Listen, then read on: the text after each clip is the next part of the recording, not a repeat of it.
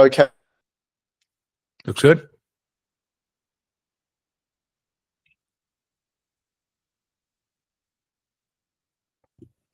Can you hear me? What's that? Can you hear me? Yeah, I can hear you. Okay, good. Softer than before. Softer than before. Oh, that's better. Okay, that's better. That's fine. Okay. Okay, good. Great. Well, what time is it over there? Where are you? It's 5 o'clock. I'm in Puerto Rico, so it's 5 o'clock. I've got until 6:30. Okay, great. Let's just get into it then. All right. I've got my notes here.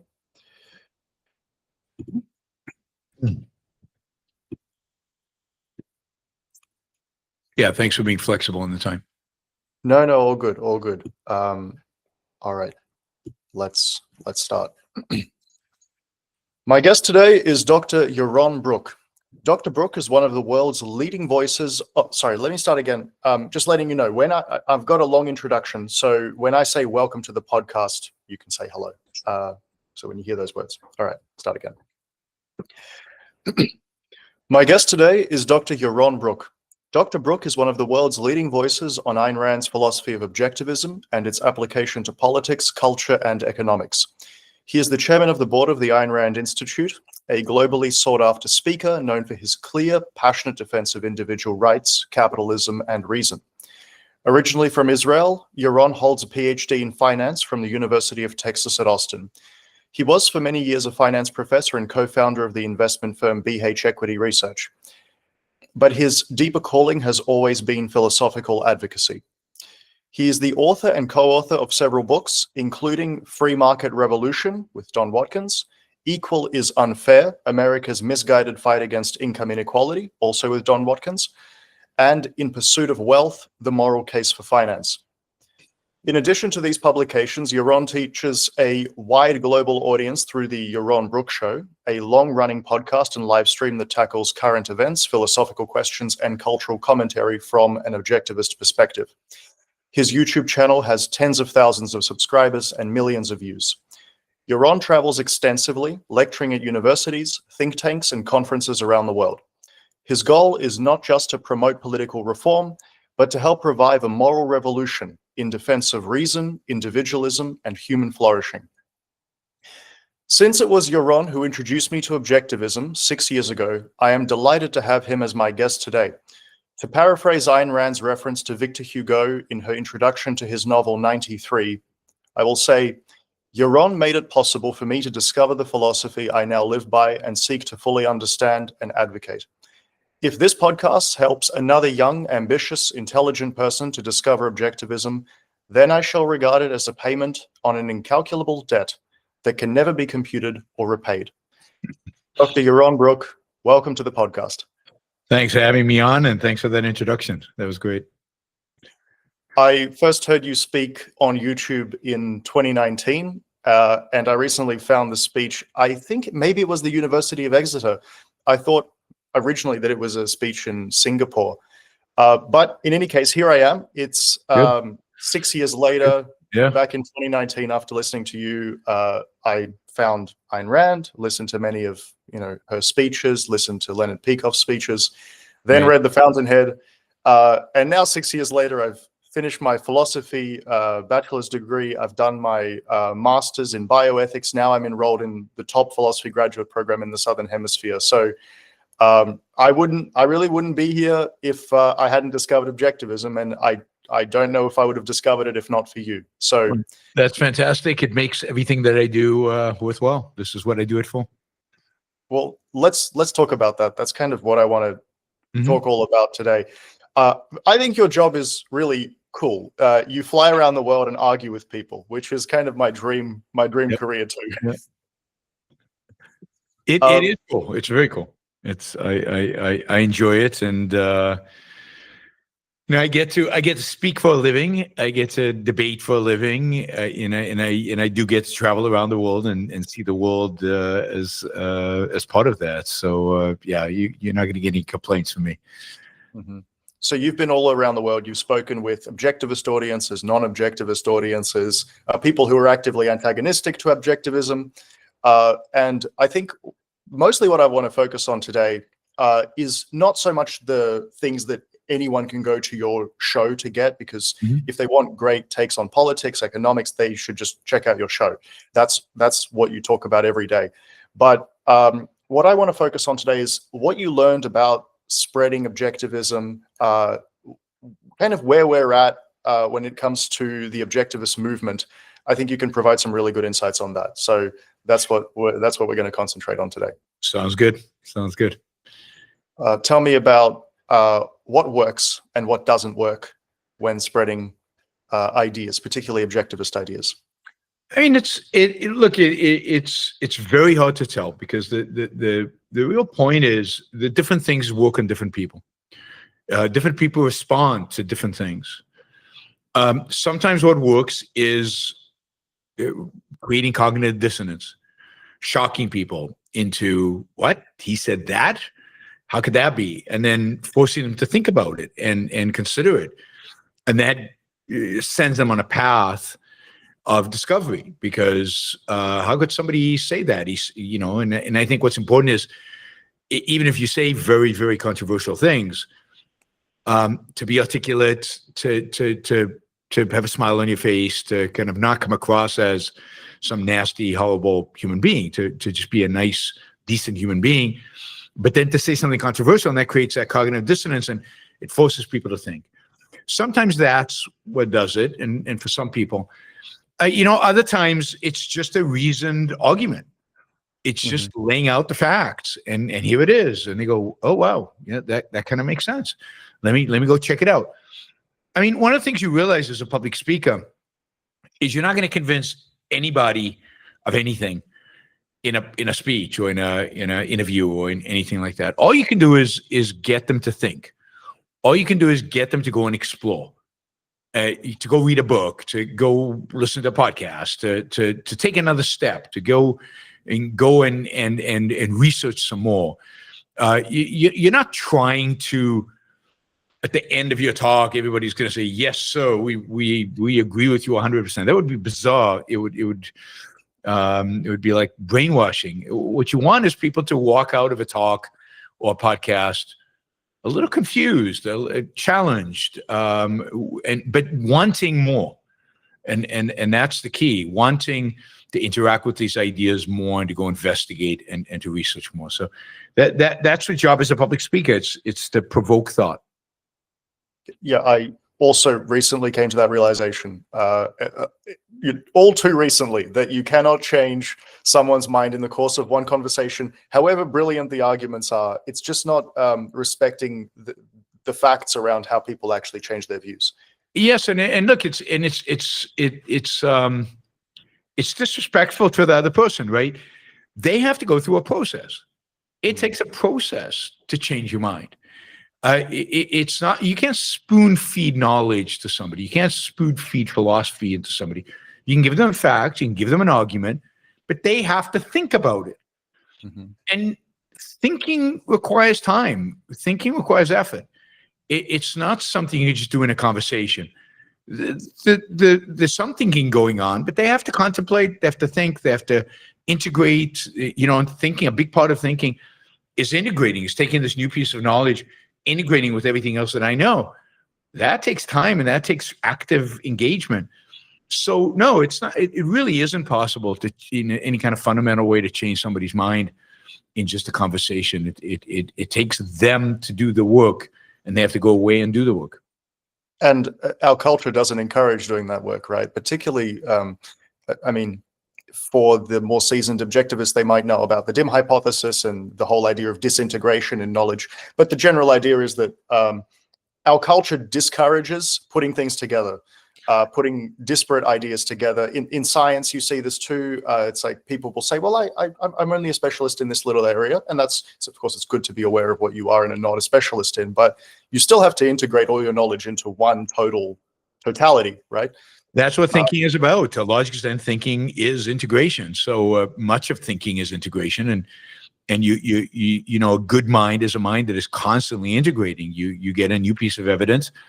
How does that fit? How does that fit into all of my knowledge, not into this little piece? And to live a good life is to live an integrated life, to live a life where your knowledge and your actions are fully integrated, and that takes constant work. And we live in a culture that teaches the opposite. It teaches disintegration. So you see that, as you said, in medicine and in sciences, people become specialists in some narrow field and they're not interested in anything else. And the special field has no relation to their life and no relation to anything else. And every part of their life is kind of separate from everything, compartmentalized from everything else. And that's tragic, because I don't think you can really achieve happiness or fulfillment as a human being living that kind of way. You want your work and your home life and your hobbies and your loves to all be integrated into one. You want them not to be to contradict one another, but to be integrated with one another. But that takes work and that takes conscious effort. And most people don't know that that's what's supposed to. I mean, the only people who do it are like religionists do it. They try to integrate everything around a religion or something like that. But then it's a false integration, because they're integrating around something that's not true, a God that doesn't exist. We have to integrate as advocates of reason. We have to integrate around reality, around facts, around what's real, and using reason. And that's rare. And again, most of the culture is in some form of disintegration, and you see that in people's lives all the time. That's right. The only integration going on, or most of it, is misintegration. And I think you made this point on Lex Friedman as well, about how academics are sequestered into their little kind of tiny little specializations. And that's definitely true in philosophy. I'm in academic philosophy now, and you do see that and it's so ironic that it's in philosophy, which is supposed to be the love of wisdom. Exactly. It's completely upside down. Philosophy should be the field that helps us integrate every other field, and it should be the area where you're taking a big picture view of life and of the world and of reality, and to specialize and to focus. I mean, there's nothing wrong with specializing in philosophy, but only in the context of a broad perspective and a broad integration, not as an escape from that integration, escape from that perspective, which I think for most philosophers that is true. Mm-hmm. Now, I'm going to ask a very broad question. So, you spend all your time professionally looking at the world and trying to interpret things from an objectivist perspective, and you're tracking the culture very closely. You're tracking it kind of down in, so to speak, the epistemic trenches of the culture, right? It's a brutal job, I suppose, because you're exposed to all the evil that's going on in the world, and you have to think about it. But on the other hand, you're also exposed to a lot of the good. So I want to ask you about what do you think is the most concerning thing in summary in the world right now? I don't mean any concrete political event, just some general attitude, and then we'll do the opposite. So what is the best thing going on in the world? Well, I mean, the most concerning thing is the rejection of reason across the entire political spectrum. That is the fact that reason is no longer viewed as a standard. It used to be that some people at least pretended to be pro-reason, the liberals, the center left, center right liberals, or however you want to call it, liberals in European sense, or even liberals some liberals in the American sense.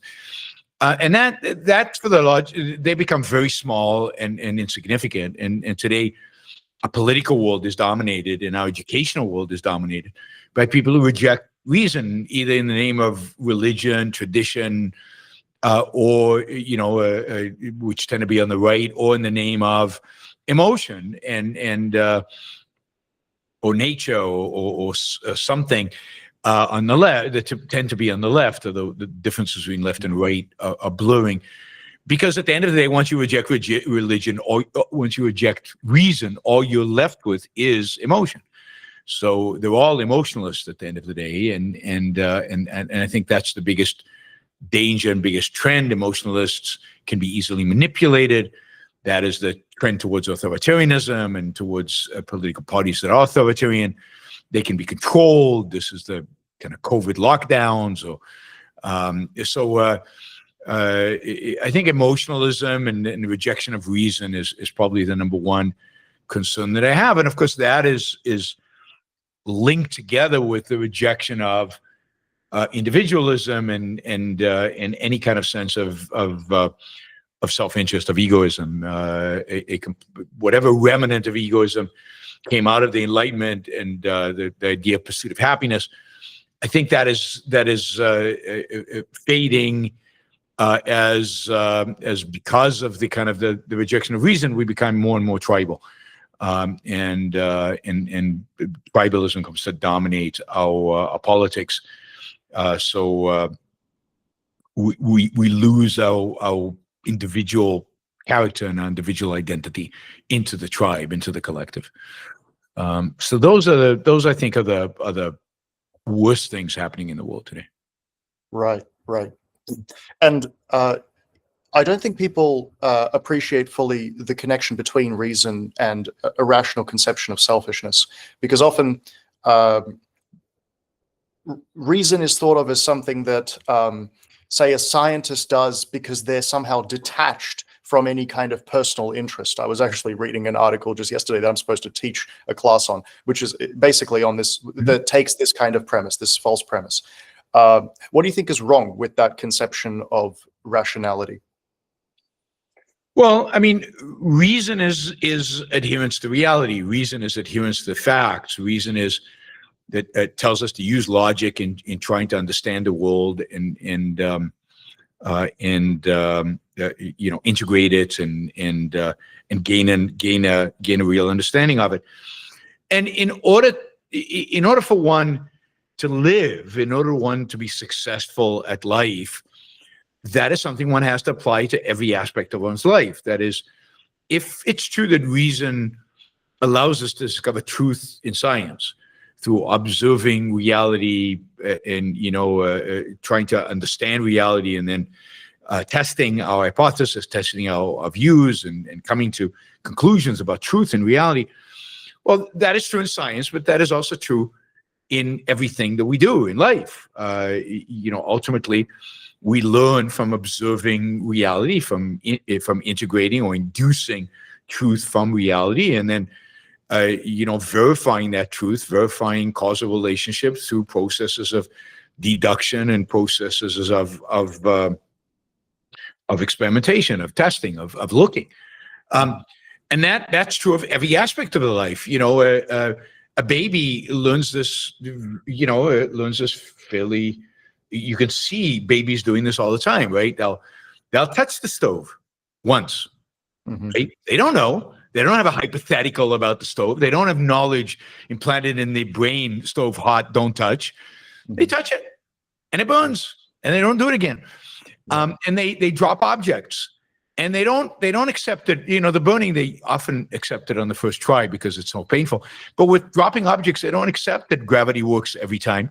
So they'll drop it again and the parent will pick it up and they'll drop it again. The parent will pick it up. And that's reason. That's inaction. They are experimenting. They are testing. Will this phenomena occur? And two phenomena there. One phenomena is, will every time I drop it, will it fall? And will my parent always pick it up? Can I manipulate my parents that way? So, they've got two hypotheses that they're testing, and ultimately they'll come to an induction. They'll say, okay, yeah, it looks like every time I'll drop something, it will actually fall. Later on, when they're adults or when they're teenagers, they'll learn about the concept of gravity, and they'll gain a much deeper understanding of something they understood when they were two. Or even when they were one, they understand the basic concept. So reason is how we learn about the world, every aspect of the world. So how do human beings achieve happiness? What is a productive career? What is a trustworthy human being and what's a not trustworthy human being? All of that is gained through observation, thinking, studying, integrating our knowledge, and about human beings and about our experiences with human beings, and we discover truths about that, just like in any other field. So reason is necessary for every single aspect of our life. There's no aspect of life where reason is unnecessary. So it's true that it is, your emotions should not dictate your reasoning, but your emotions are not your interests. That is, your interests guide your reasoning in a sense that they focus it on the things that are important to you, that are relevant to you. Why should I focus on studying this topic and not that topic? Because this topic's more interesting to me. That doesn't mean it's a better topic in any kind of a universal sense, but this is more interesting to me. So my interests are guiding what I study, but the only way I can study it is using reason. What shouldn't be intervening in reason is emotion. Emotion, while important because it's how we experience life, it's how we experience ourselves and life and everything around us. It's not a tool of cognition. It's not a tool of reason, and it often gets in the way. Yeah. So I think people get very confused about this because there's a seemingly false dichotomy. Either you go by emotion and that's your tool of cognition, which it isn't, as you've said, or reason is somehow antithetical to emotion altogether, which is also not true. Reasoning, as you pointed out, has to be motivated, and motivation is an emotion. That's right. Yes, so the conclusion that you come to through reason will ultimately determine your emotions in the future. So your emotions are just automatic responses to conclusions you have already come to. And, so they're based on conclusions. They're based on hopefully reasoning, but not always. Sometimes mistaken reasoning, sometimes lack of thinking, just a conclusion that's not based on facts. And so we shape our own emotions, not consciously, but by coming to certain conclusions over time and integrating. This is where integration is so important. Integrating our knowledge into every aspect of our lives, our emotions ultimately change to fit the evaluations that we've made. And as your emotions are more consistent with your thinking, you can trust your emotions more. But you always recognize that it's not a tool of cognition. If it's teaching you anything, it's teaching you about yourself, about your own responses to certain phenomena, to certain occurrences in reality. It's not teaching you about reality. It's only teaching you about you and how you respond. Yeah, I just ran a session with some students all about the philosophy of emotions the other day. So I wish we had recorded this before that so they could listen to it. So let's go back to the original question I was asking. I asked about the best and the worst in the world. We covered the worst. Let's move on to the best, and then we've got some positive things that I want to ask you about too. Yeah, I mean, I think the best is what you see in technology, in business and technology. What you see is people innovating, seeking new discoveries, trying to improve the world around them, trying to create new stuff, trying to understand the world. So if you look at a field like biotech or something like that, trying to cure diseases, and to do that, understand causal relationship between different molecules and cells, and whatever the field is. And that's where the most exciting thing is happening. It's happening in tech and science. And particularly in the intersection between tech and science. Science, unfortunately, because science unfortunately can go in a bad direction, in a sense of it can get detached from reality and can become just a game that scientists place in their own mind. But once you integrate it with technology, with it, you have to have a product at the end of the day. It has to be connected to reality. It has to connect to real values, and it has to connect it to the real world. So you see that in biotechnology, you see that in computer science, you see that in certain areas like that, and that's where I think the best stuff happens. That's where you find people who are ambitious, who love their work. The entrepreneurial spirit is something that I think is incredibly positive, and places that have people who have a lot of that entrepreneurial spirit, who are willing to go out and take risks and do new things and challenge themselves and push themselves. That's where exciting things are happening, and that's where it's fun. Yes, and it's so cool when a young person is actually encouraged, if they already have that disposition, to go and pursue something they're really ambitious about. After all, Yep. that absolutely, is kind of the whole point of life, right? It's to achieve your happiness, and productive activity is the primary means through which that is achieved. Great. So let's talk about the objectivist movement. You would have been around since kind of the beginning of the movement. You were, I guess we could call you a second cultural generation of objectivists. So the first would be everyone who knew Ayn Rand, like Leonard Peikoff. And then there were the people that he taught, like you. Yep. So how has it evolved through your life? Well, I mean, when I read Atlas Shrugged for the first time, I was 16, and there was no internet. I was living in Israel at the time, and I thought I was the only person who'd read this book and taken it seriously in the world. I didn't know there were other people, and I didn't know she was alive. Nothing. I mean, you're stuck in some.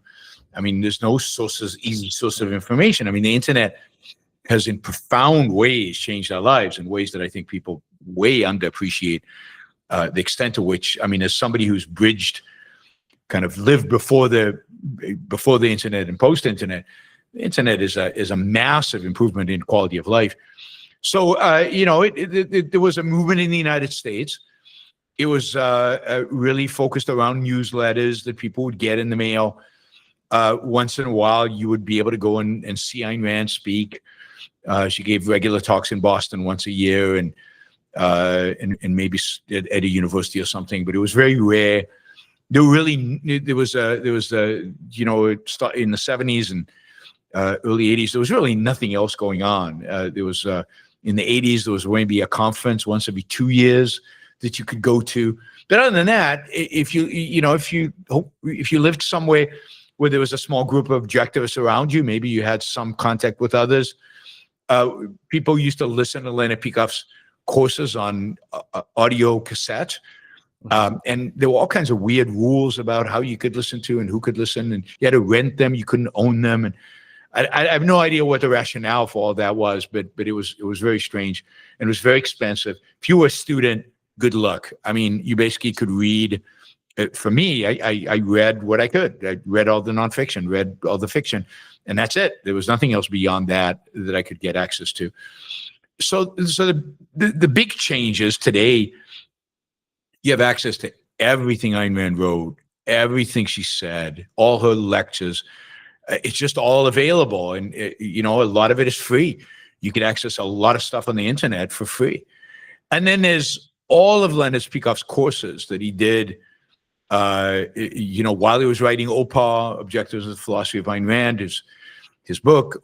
After he wrote that, every single course he did, which really are the courses that lay the foundation for deeper understanding of objectivism, and lay the foundation of objectivism as a philosophy together with OPA, you have access to all of that for free. All of that's available.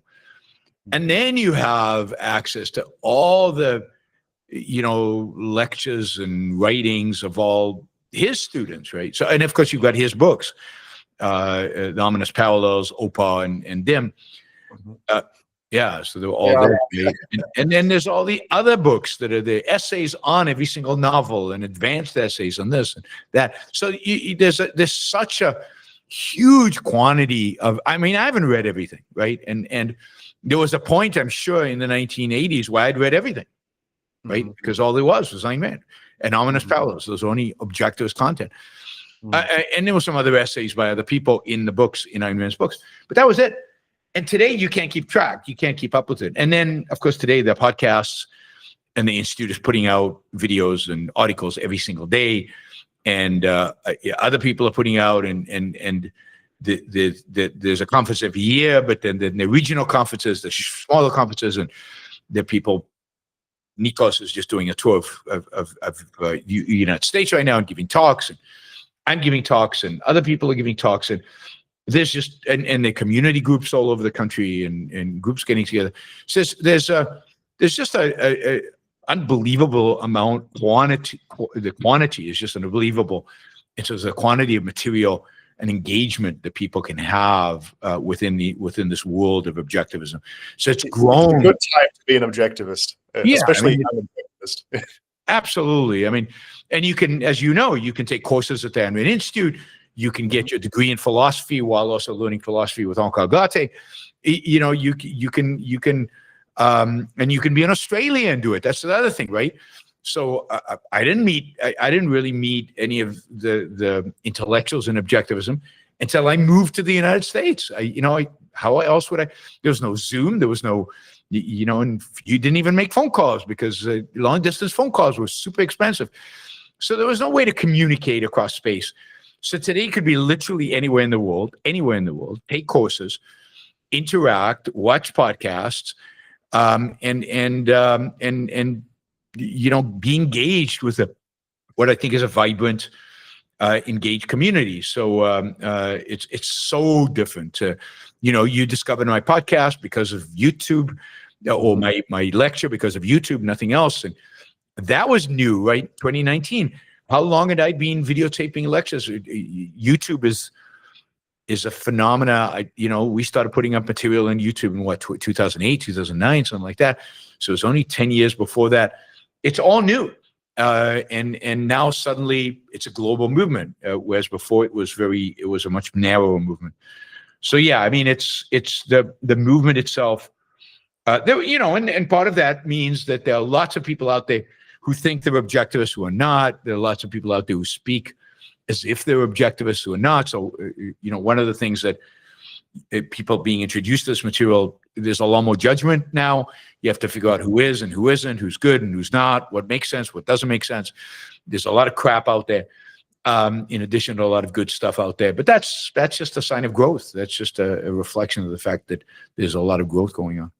Yeah. And I, like with myself, try to be very realistic about what I do and do not know. So, I like the term student of objectivism because that sort of absolves you of being expected to know every aspect of objectivism and so on. And but I don't know every aspect of objectivism, but I still consider myself. Well, yeah, exactly. But I mean, it's safe to say you are certainly an objectivist by any standard, right? I think so. And I've studied every aspect of objectivism. That I've read everything by Ayn Rand. I've studied Opa several times. I've gone over the book several times. Could I teach every aspect of objectivism? No, but I certainly have studied every aspect of it. Yeah, and it's probably a different thing to be an objectivist versus being an objectivist philosopher, an objectivist intellectual. So I think is it safe to say an objectivist is somebody who understands the outline of Ayn Rand's philosophy and does their best to live according to those principles? Yeah, understands it and accepts it as guiding philosophy and then tries to live by it. That is an objectivist. And an objectivist intellectual is somebody who does that and tries to apply that philosophy to a variety of issues. And objectivist philosopher is somebody who does work in philosophy guided by the objectivist philosophy. Mm-hmm. Now, you mentioned that there's this broad, sprawling objectivist movement. Just to be clear, though, it's still very, very small. It's a tiny, tiny part of the culture, unfortunately. But, it's growing. It's bigger than I'll take that. Sorry? It's much bigger than it used to be. Yes, that's right. So let's discuss the future of that. And also, like in any intellectual movement, there are going to be schisms. There's going to be disagreements between people who all say that they agree with the philosophy, and maybe some of them all do, and maybe you'll have different cases. But Onkar Ghate and Harry Binswanger co-wrote an article a few years ago called "Navigating Schisms in the Objectivist Movement," and that was an interesting article. But there are going to be legitimate disagreements. I believe you've disagreed with other prominent objectivists about concrete issues like immigration and so on. And I disagree with some of my friends on those issues too. And I do not doubt for a second that they are genuine objectivists. So what does and does not constitute a legitimate scope of disagreement between objectivists? I mean, I think that the disagreement can be on the core ideas of objectivism, as articulated by Ayn Rand. That is, it's her philosophy. To call yourself an objectivist means that you're agreeing with her philosophy. That is the thing that she wrote. So if you think, yeah, I'm with Ayn Rand on reason, but this egoism stuff, I don't know about that, it would be wrong to call yourself an objectivist. And I would say, that there's certain principles that she clearly articulates that if you disagree with, then just don't call yourself an objectivist. That's fine. I mean, you disagree. People disagree all the time, but just don't call yourself the thing that she called her philosophy. But then when it comes to applying the philosophical ideas or certain technical aspects of the ideas, I think there's legitimate scope for disagreement. There's legitimate. We have different contexts of knowledge. We might emphasize different things, weight different things in our reasoning, and come to slightly different conclusions about them. I think the differences are not going to be huge and not going to be large, particularly after you get an opportunity to really debate them and discuss them for if it's a legitimate disagreement. But there can be some. But when it comes to the philosophical principles and the basic philosophical ideas, I think if you're going to call yourself an objectivist, you have to have adherence to those. So it's an issue of abstract philosophy versus applications. That's pretty much what I thought too. I think mostly, I mean, you could disagree about abstract philosophy. You could, there's certain issues in the objectivist epistemology that I'm sure are complicated and not everybody completely agrees on. And that's probably that seems like a legitimate disagreement. It could be a legitimate disagreement, but I don't think you could disagree on the very formulation of the objectivist theory of concept formation and say, no, we form concept completely differently and still be an objectivist, right? But there might be some technical aspects of I don't have an example right now, but there could be some technical aspects that you could disagree on. And objectivism is not equal to the truth. Objectivism is also not equal to all knowledge. That is, she didn't have something to say about everything, and you can't, because knowledge is constantly growing. So they could be ideas that are not part of objectivism, but are consistent with it. And in that sense, the philosophy, qua philosophy, truth, qua truth, is constantly growing, whereas objectivism is what Ayn Rand said it was. Yeah, that's right. So I recently took Harry Binswanger's objectivist logic course at ARU. And one of the points he made was, strictly speaking, there's no objectivist logic because Ayn Rand didn't have a whole theory of logic. She accepted deduction from Aristotle and never got to induction, really. She did point out that was a very important thing to do, and then Leonard Peikoff did it. But, well... Yeah, and even Leonard said what he did is not objectivism, qua objectivism. That is, objectivism is what Ayn Rand, that's how she named her philosophy. So if you add stuff on, it's your addition to the things you think are consistent with, but it doesn't automatically become objectivism. Yep, I actually think that was extremely wise of Leonard Peikoff to kind of close that off, to close off the philosophy and say, this is what objectivism is. You're welcome to add on to it, but then whatever you add on is an objectivism, even if you can prove that it somehow is logically consistent with objectivism. Yeah, and I think that, she did that. By naming it and by making it clear what she considered objectivism. Right, yes, she did it. Okay, so what recent developments are you excited about at ARI?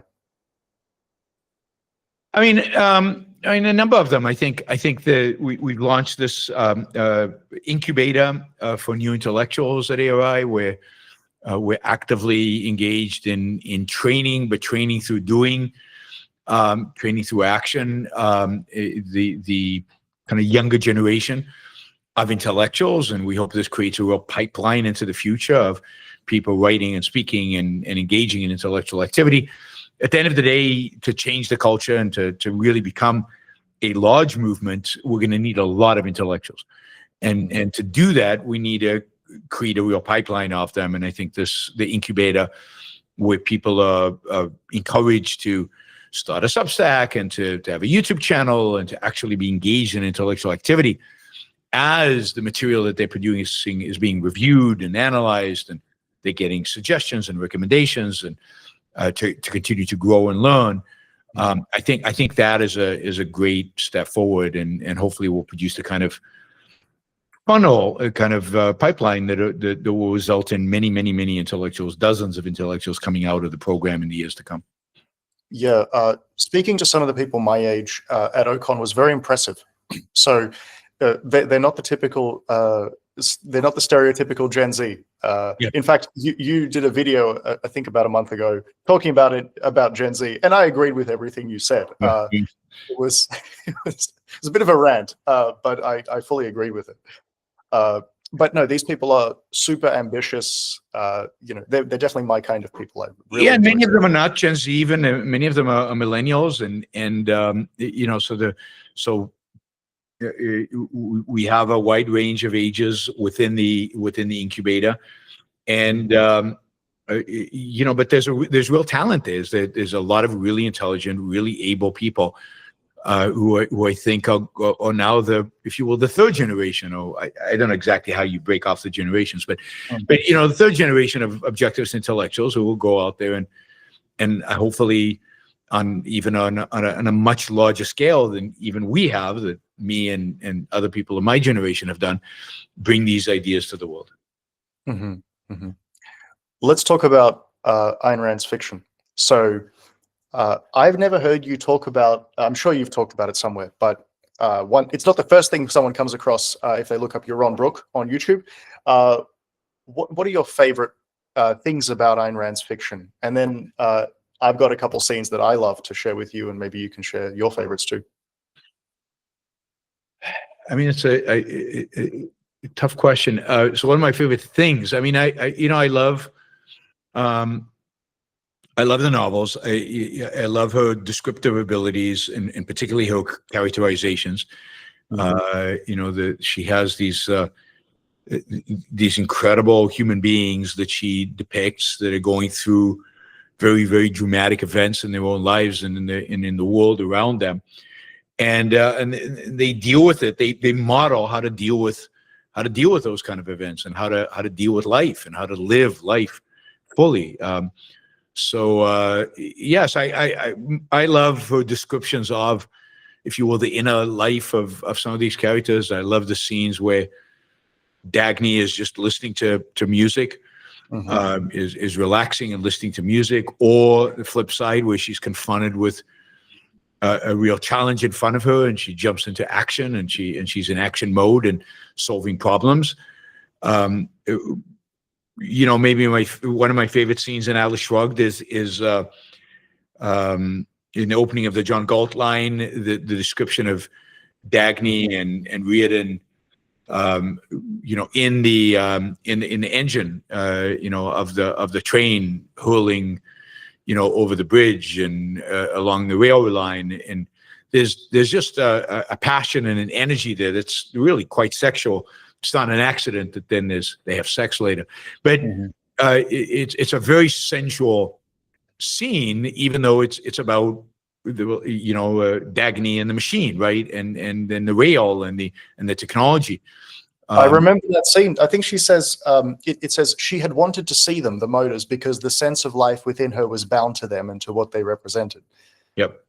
Yeah. That's great writing. But the whole scene is great writing. Everything about it is great writing. So I love that about it. So yeah, I mean, those are the kind of scenes that particularly resonate with me. Do you have a favorite scene in We the Living? Oh wow, We the Living. Favorite scene in We the Living. I mean, I love the scene where they first meet. Where they first meet under the lamp in the street, where he thinks she's a prostitute, and she's kind of playing with that. I love the playfulness of that scene, but also the real intensity and the emotion of it, and the way they respond to each other is, and you already get the essence of their characters from that scene. And I love that scene too. But what's really cool is that the restored version of the film by Duncan Scott actually captures that really well. Yep. I watched it with a few Objectivist friends in Melbourne. We bought it, and it was the music that plays when they meet, and it's the same music every time. It's just the two of them. It's and a brilliant movie. It's a brilliant movie. It's really We the Living. If you haven't seen it, you guys should go see it, because it's the best movie of an Ayn Rand novel. And the director was exceptional. The actors are really, really brilliant. It really is good. My favorite scene in terms of the writing in We the Living is the last scene, but I won't read it because that's a spoiler. Yeah. If you don't mind, what I would do is I would like to read something that is, you said characterization is one of your favorite aspects of Rand's fiction. I think this is a very good characterization of Kira, the heroine of the film, of the book. Yep. So this is about her childhood. Kira had never been in love. The only hero she had known was a Viking whose story she had read as a child. A Viking whose eyes never looked farther than the point of his sword, but there was no boundary to the point of his sword. A Viking who walked through life, breaking barriers and reaping victories, who walked through ruins while the sun made a crown over his head, but he walked light and straight without noticing its weight. A Viking who laughed at kings, who laughed at priests, who looked at heaven only when he bent for a drink over a mountain brook, and there, overshadowing the sky, he saw his own picture. A Viking who lived but for the joy and the wonder and the glory of the God that was himself. So that is just a radiant statement of egoism. Yep. It's quite beautiful. Yeah. And she had this spirit of a love of heroes. I mean, I think that's somewhat autobiographical. There's a real sense in which there are aspects of Kira that are Ayn Rand, and I think that admiration as a child for heroes, for men of action, that is very autobiographical. It is beautiful. There's an interesting thing I can share about this, actually. Have you been to St. Petersburg? I have. Yeah. You have.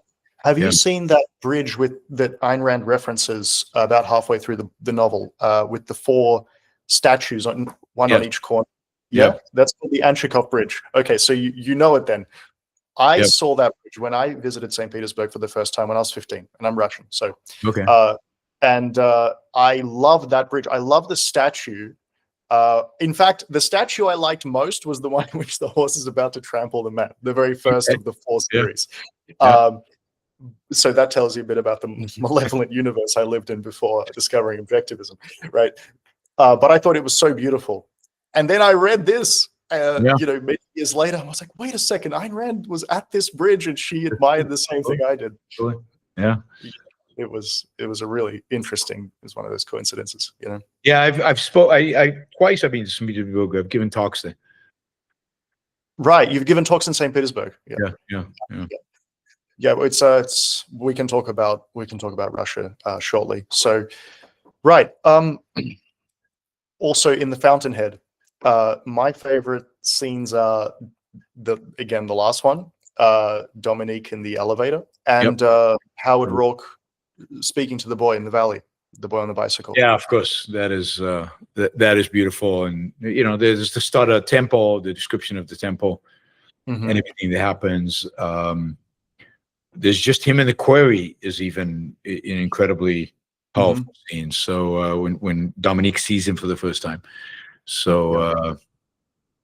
well, actually, I mean, it's stunning to me that people think she couldn't write, because she's an amazing writer, and her descriptions, characterizations are just so vivid and so so infused with emotion, which is what literature and art should be. They really captivate you, and they really entice you and into the novel, into the world, the universe she's creating. Actually, you pointed out that some people criticize Ayn Rand for not being a good writer. Yeah, that is this. I mean, that has got to be one of the worst insults you could level at her. That, like in the sense of the most inapplicable, the most absolutely unbased. In fact, I think she understood the reasons for it, why she was disapproved of by the literati of her time. And here's a quote that I read when reading The Goal of My Writing yesterday, that I thought was relevant to what you just pointed out. And Ben Bayer brought it up in The Last Ocon, and the quote is, It is a significant commentary on the present state of our culture that I have become the object of hatred, smears, denunciations, because I am famous as virtually the only novelist who has declared that her soul is not a sewer, and neither are the souls of her characters, and neither is the soul of man. Yep. Yeah. I mean, she's the last romantic, and they can't tolerate romanticism unless it's malevolent. So they love Dostoevsky, but you don't see many people liking Hugo. Even Hugo is not that appreciated because he's too positive. So they don't want the heroic. They don't want the beautiful. They don't want the man as glorified. They want That's right. They want to live in this world. Yeah. Of course, Rand was a tremendous fan of Hugo. I recently wrote a very short blog post about that. There was just to give you an idea of the kind of to give the audience an idea of the romanticism that Hugo brings to bear on his work. There's a quote that makes perfect sense out of context, and the quote is, I saw in the street a very poor young man who was in love. His coat was threadbare, his hat was old, there were holes in his elbows, the water went through his shoes and the stars through his soul. So I think the idea is when the stars are through your soul because you're in love, you don't notice the water passing through your shoes. Exactly. No, this is really cool speaking with you about aesthetics. It's not something I often hear you speak about, and it's I think we'll bring some value to the audience. All right, let's. I'm doing this with a heavy heart to take it from all the beautiful things we've been talking about to something quite serious. So let's go on to politics. Beauty is serious. Pardon? Beauty is serious. Oh, beauty is serious, but I meant I know. like depressing. Yeah. So let's start with libertarianism. Do you think? Do you think libertarianism is helping or harming the objectivist cause? I mean, I think one has to separate libertarians out. I think libertarianism as a big tent umbrella is hurting, but within that big tent, there are libertarians who do good work and who ultimately support, at least in a particular realm, in economics and politics, the thing that we are fighting for as well. But there are libertarians within that umbrella who do it a lot of harm, not even a little bit, but a lot of harm. And so I think primarily the anarcho-capitalists, the so-called anarcho-capitalists, because you can't be anarchist and a capitalist. So the anarchists, basically undermine and undercut the real values of liberty and freedom. They undermine and undercut the real essence of what the purpose of freedom is and what it means. And in that sense, they confuse young people, they distract them, and they do harm to, I think, the long-term prospects of freedom. They also tend to be moral subjectivists, and in that sense, they divorce the idea of liberty from the idea of morality, and that does a lot of harm. And then, of course, as a consequence of their moral subjectivism and their anarchy, they're often just wrong on so many real policy issues, from foreign policy to immigration to a lot of other things. They just don't get it. They're just really, really bad. It's not just that they don't get it. Many of their positions are downright evil. And so because objectivists often are lumped in with them because we're all supposedly free market, even though we're not, the fact that their ideas in many realms are so wacky and crazy, by association, hurts us. But also, I think it's just a distraction. I think a lot of young people who would otherwise potentially be attracted to objectivism get caught up in the kind of the rationalism of some libertarians. Yeah. There's a lot to say about this. Let's take anarchists, because they're some of the, I assume, in the worst category here. Yeah. And a good example that comes to mind, who is kind of a mixed as a person. In fact, you did a debate with him, Michael Malice. on Lex Friedman, right? Yeah. I'm a big fan of him in some ways. I think he's got a great sense of humor. Everything he denounces, not quite everything, but a lot of things that he denounces, he's perfectly right to denounce. I mean, very much against totalitarianism and so on. But when he starts speaking about the justification for anarchism, that is no government, it just makes no sense. Mm-hmm. I mean, we don't have to explain why here, but it's very interesting to see. But there's even in a sense of humor, though, there's a certain element of nihilism there. So I think and that fits in with the anarchy. I think there's a certain sense in which they get that anarchy is destructive, and that's what makes it cool. Oh, that's a very good point. I never even because thought. So you think it's motivated by nihilism? I think there's an element for most anarchists. Yes, it's motivated by whether it's motivated by nihilism. For him, I don't know. It might be different, but there's something in his humor that I think has nihilistic elements, and I think generally somebody who's committed to anarchy has to realize the destructive consequences and is to some extent motivated by nihilism. Yeah, I mean, well, the obvious point against anarchy is that it would just descend into all-out gang warfare. The strongest gang would eventually control everything, and that's called totalitarianism. Yep. Aristotle predicted that, and I mean, it makes perfect sense. So what you need is a government that protects your individual rights against foreign invaders through the military, through domestic force, such as criminals, pickpockets, and so on, and murderers, and of course to enforce contracts via the courts. But also the government has to protect you against itself via constitutional checks and balances. And if you have two competing governments, or God forbid, 1 million competing governments in a country with 1 million people, well, how is anybody going to be subjected to the same rules of objective litigation? And I mean, I don't think this requires an awful lot of thinking to understand. No, and it does. And again, some anarchists are nicer human beings, right? I mean, Malice is a nice guy, but somebody like Brian Kaplan, really nice guy and smart, super smart, and does interesting work on a lot of things. But others are just, creepy.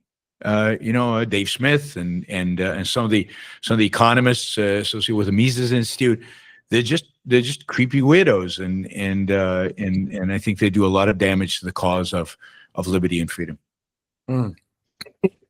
All right, let's go on to U.S. foreign policy, and I don't want to linger on this too long, but we have to include it because it's so important. Of course, the major conflicts in the world today are Israel, Gaza, or Israel, Hamas, and Russia, Ukraine. So let's do Russia, Ukraine. That I understand that conflict a little bit better. What do you think of the? So I recently saw the drones going into. I didn't see them. I read about the drones that went into Poland and Estonia. I don't know if other countries have had drones, Russian drones. So do you think NATO is appeasing that, basically? I mean, they're wagging their finger, but then they don't seem to be doing anything in the way of actual retaliation. And is this just emboldening Putin? Do you think Putin wants to invade Europe outside of Ukraine? I mean, I think he wants to. I think Putin's goal is to create conflict within NATO, to poke them and prod them and see what happens. I think he got some indications that Trump might not support NATO defending itself against Russia, or that the United States will let NATO do it but not participate. He's trying to figure all that out, and the best way to figure that out is to prod it and see what happens, and not commit too much because he doesn't want to go to war with NATO, because I think even Putin realizes that a war with NATO would finish him. I mean, he would be destroyed. So he doesn't want to go until he's convinced that he can win, or that he can have the upper hand. So he continues to prod and poke and see what happens. I think NATO has mostly responded, weakly, but at least it's hanging together. And there is some indications the United States wouldn't abandon Europe, that it would fight alongside, and that's good. And that probably will keep Putin in check for now. Okay, it's what's there to say, right? Do you think Russia has a chance at freedom? There seemed to be some chance for about 10 years in the 90s, and then Putin took power and gradually consolidated power, and that's kind of been going through my whole life. So Putin has been in power longer than I've been alive. What do you think are the chances for Russia? I think they're not very high.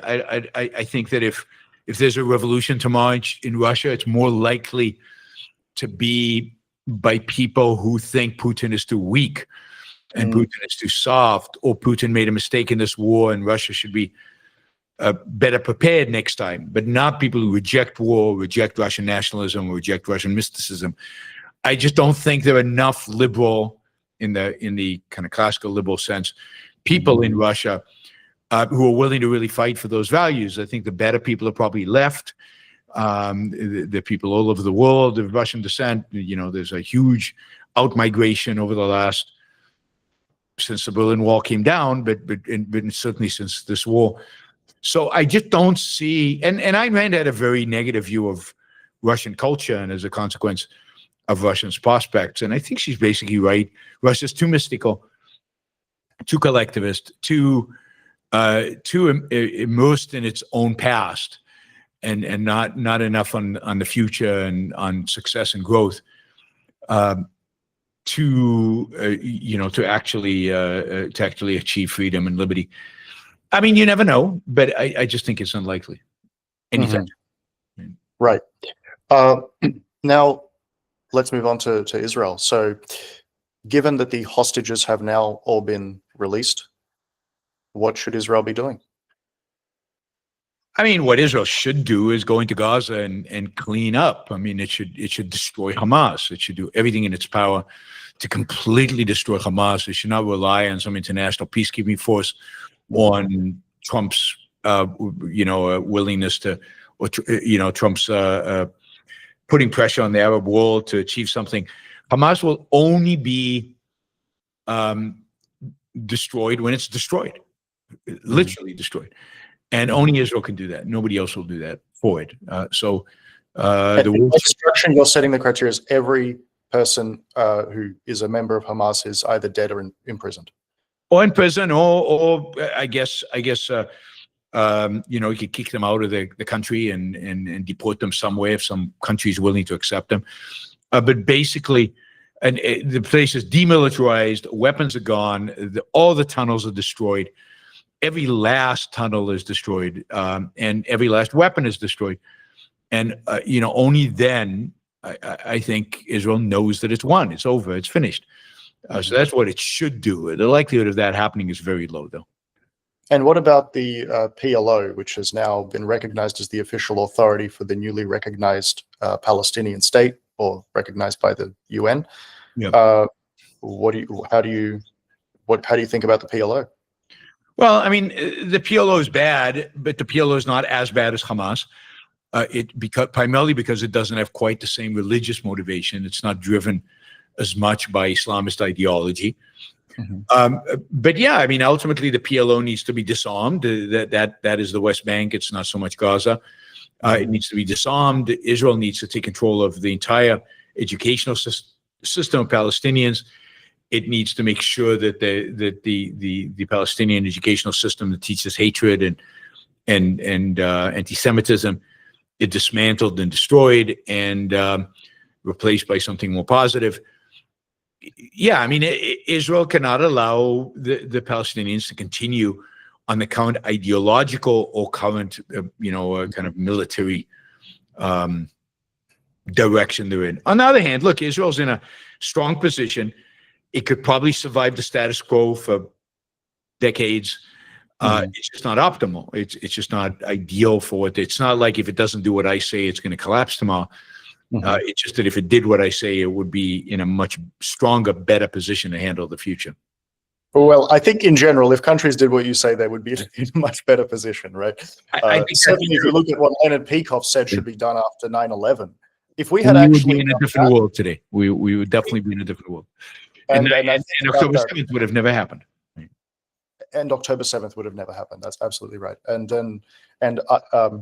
You know, I actually have that thought every time I have to scan all my bags when going into the airport. I think this is it's just an anti-terrorist measure that would be totally unnecessary if there were no terrorists. If we, you know, it's already unnecessary in many regards, but yes, it would definitely be unnecessary if you actually fought a war against the enemy and you fought it right, fought it the right way. That's right. That's right. So just to clarify, is your position that all of those areas which are currently administered by the PLO should be administered by Israel? Because you said they should control the education system. They should all be administered by Israel for at least a generation or two until the Palestinians have culturally matured enough to be able to take control over their own education and their own, handling their own affairs. And that will probably take 2 generations. At that point, a 2-state solution is fine, or something else. I mean, there are lots of solutions once the Palestinians actually want peace and understand what peace requires. Okay, I see. All right, so I would like to move on to your advice to people like me, that is, young objectivist intellectuals. So I guess, well, we'll start with the general. What advice do you have? Well, I mean, it's twofold. One is study, really learn. Objectivism is easy in some ways and very hard in other ways. And to be an objectivist intellectual is hard. I've seen many people fail at it. I've seen many people be mediocre at it. And to be good at it, you have to really know the philosophy. You have to integrate it into everything, into your life, and into everything that you think about. And to do that, you have to really study and really learn it. And then you have to apply. And then you have to start writing and speaking and just doing stuff, and making sure that you're integrating. I really do think integration is the one thing that people don't know well enough how to do.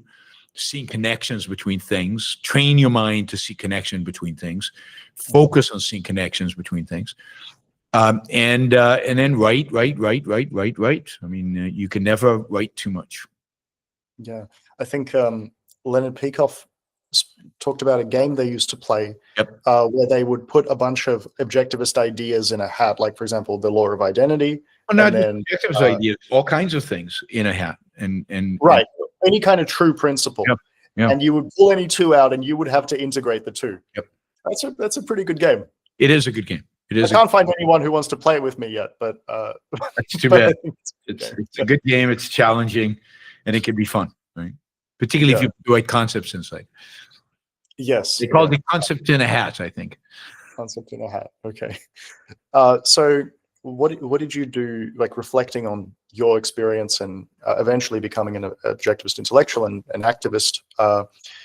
How did that all go? And what did you learn? So what to do, what to avoid? I don't know. Save me the trouble by just by giving me the advance advice.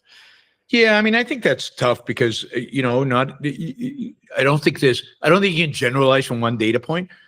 And I don't think you can generalize from your own experiences too much. You have to be careful doing that, because different people are going to have different experiences and deal with them in different ways. Again, learning and reading and objectivism, trying to find the best minds in objectivism and taking classes from them and learning from them and taking that seriously. And then trying to apply it. That is, engaging in an attempt to think about things in an original way, right? Tackling problems nobody else has tackled, or kind of issues that nobody else has dealt with, and testing yourself against that. And then I think playing kind of a concepts in a hat with yourself constantly. That is, if you read the news, try to see the connections between the stories. Like take the front page of the newspaper, look at 3 stories. Well, what's the connection between these? What is common to all of them? What is driving all of them? Particularly if you want to become a cultural commentator, as I did. I think I'm good at that, and I think that's how my mind just works. So I do that a lot. But yeah, learn, and then find people you really respect who have good minds and interact with them. Right, test yourself against them, and one of the things that is true in life generally. So not just as an objectivist intellectual. You have to be open to criticism. You have to be open to being told you're wrong, and you're badly wrong, and learn from that, and have the kind of attitude of, please critique me, right? If the criticism is good, I've learned. If the criticism is bad, I haven't lost anything. So there's never, you can't be hurt by criticism. Yes, no, totally agreed.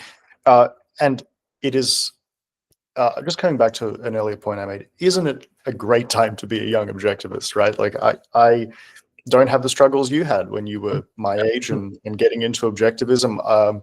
I mean, I basically was alone for maybe 4.5, 5 years. I knew there was the Ayn Rand Institute, but I didn't know anyone from it. I never reached out. And then AIU took me in and so on. And now this is an opportunity that's open to anyone who has ability and interest in the philosophy. Yeah.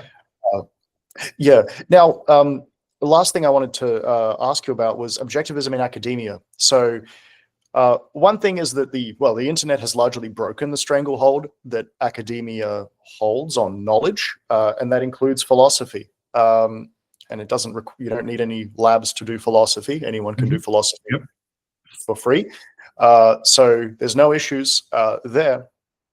And there's a lot of independent intellectuals on the internet, including some objectivists, some of whom are very good. So how should aspiring objectivist intellectuals or philosophers think about working in academia?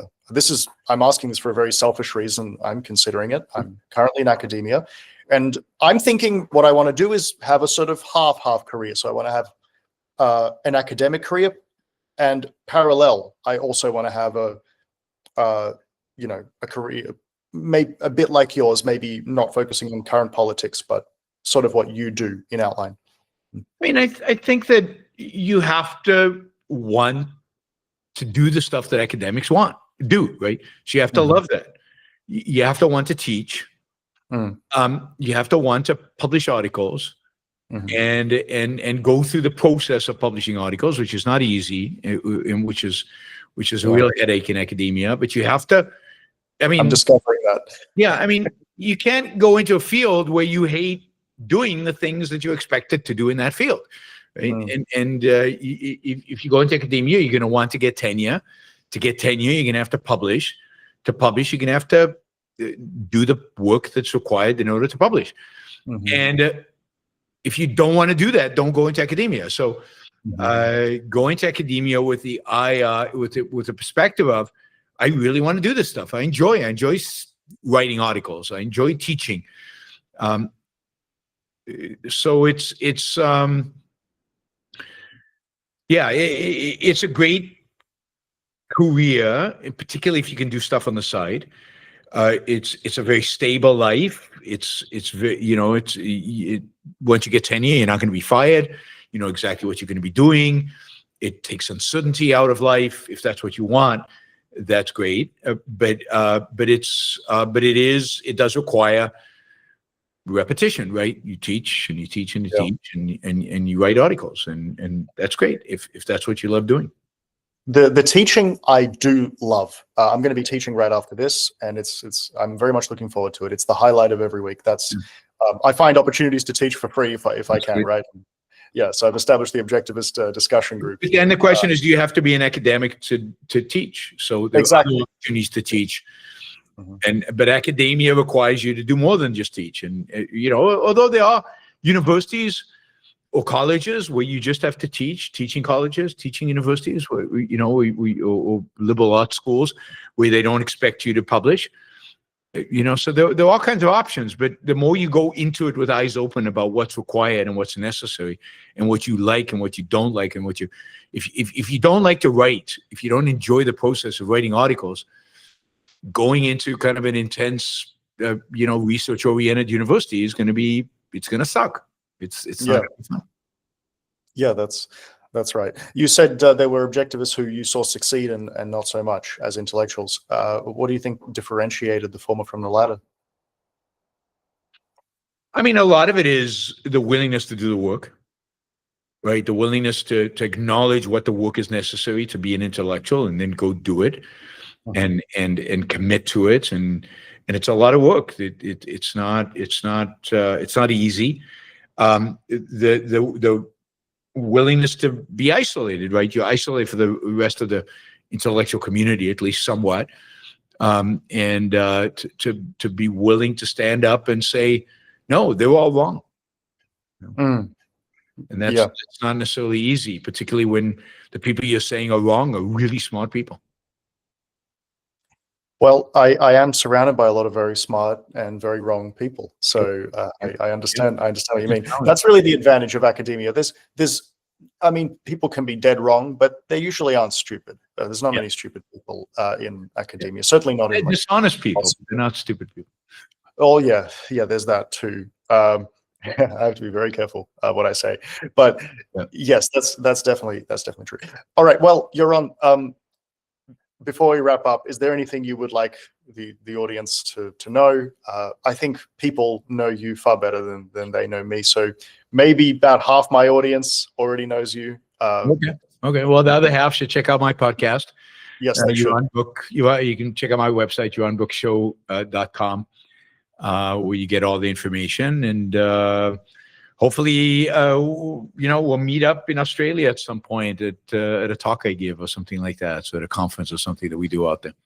Well, that's how we did meet. In Brisbane. We first met in Brisbane last year. Yeah, and then at Ocon, and you very generously agreed to come on this podcast. And again, I just want to say, if not for you, I don't know if I would have discovered Objectivism. That's great. And now behind me, I recently got this made. That's nice. That's Ayn Rand. And it says her quote from the Romantic Manifesto: "Anyone who fights for the future lives in it today." Absolutely. Good. Great. Well, Yaron, thank you for your time. Absolutely. Keep doing what you're doing, and I hope that you introduce Objectivism to many more people like myself. Good, and I'm looking forward to you being one of our intellectuals that are out there doing this work. Thank you. Bye-bye. Bye. Stopping the recording. All right.